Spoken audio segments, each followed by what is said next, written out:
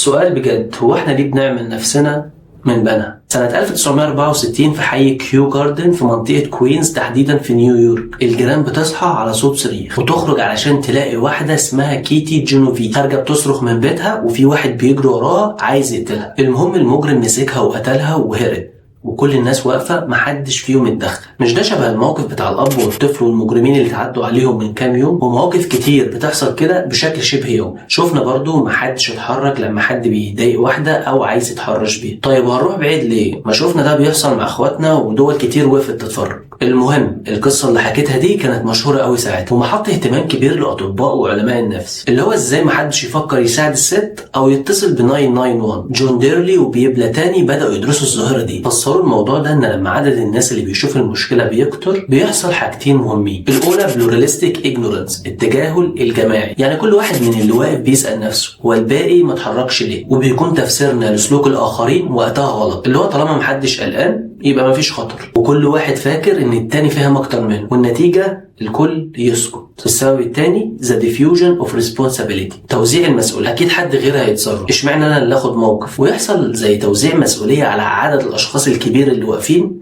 ومحدش بيتحرك. وفي نقطة تانية وضحتها في فيديو، هل الطبع بيغلب التطبع؟ هي ان الانسان عايز يريح نفسه والمخ بيكسل وبيميل للوضع الاقل طاقة، ويتولد عند الواقفين كلهم انه خلاص ان الموضوع هيعدي على خير، مع انه لو فكر لثواني ان هو لو في الموقف ده هيدرك 100% ان الموضوع مش هيعدي على خير. ومن هنا ظهر مصطلح بايستاندر افكت، تأثير المتفرج، ظاهرة نفسية اجتماعية بتشرح ليه لما مجموعة كبيرة من البشر بيشوفوا مشكلة أو مصيبة محدش بيتحرك ولا ياخد موقف. وهنا عايز أخد رأيكم في حاجتين، هل العالم بيعاني كثيرا ليس بسبب ظلم الأشرار ولكن بسبب صمت الأخيار؟ والحاجة التانية، ليه الناس بتعمل نفسها من بنها؟ اشمعنى بنها يعني؟ ليه الناس مش بتعمل نفسها من الغربية أو المنوفية مثلا؟ سيبوا لنا رأيكم في التعليقات، وسلام.